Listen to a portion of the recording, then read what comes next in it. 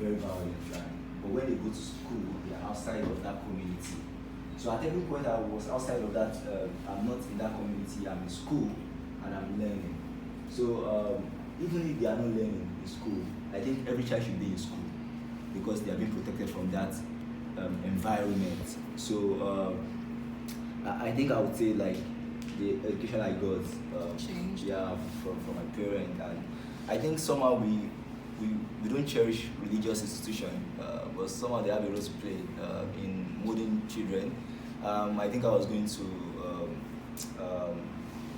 madrasa in Arabic, like it's a school, Arabic school, and you learn sort of like there are some sort of like lectures you learn. I think every Thursday evening there's this they used to tell stories. They used to call it Iton.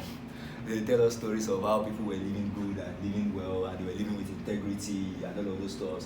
And I think those things somehow shape the way children learn. And I think somehow storytelling helps.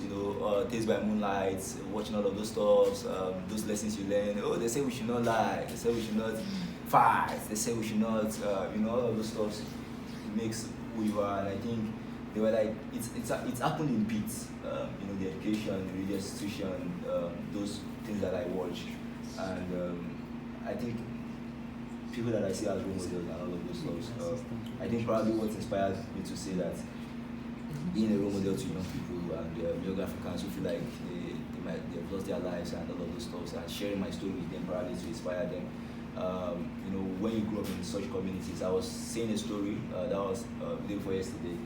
Sometimes you see some people smoke and you want to practice smoking. So probably I wanted to do the same, wrapping white paper, and then you want to do those things because that's what you see every single day.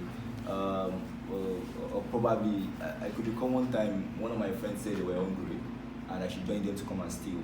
Like I could recall going with them that day.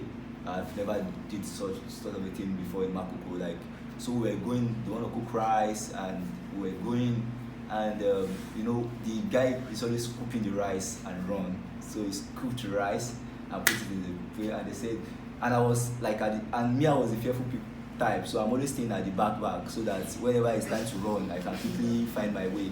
So we were there, the moment he scooped the rice, they are the one, and they started chasing us, and I was just running from one, then I knew the nooks and crannies of Makoko. I was just running from here to here to here. As that I said, never in my life will I follow this guy again. So it happens that some people, that's where it started from, and that's how they join the gang, and they lose their life so like I've seen, like I said, I've seen it firsthand. It happens, and like I said, sometimes it's not the kid's fault. It's just a failed society, So I've had cries, like I said, and these are cries of a failed society. Okay, so you can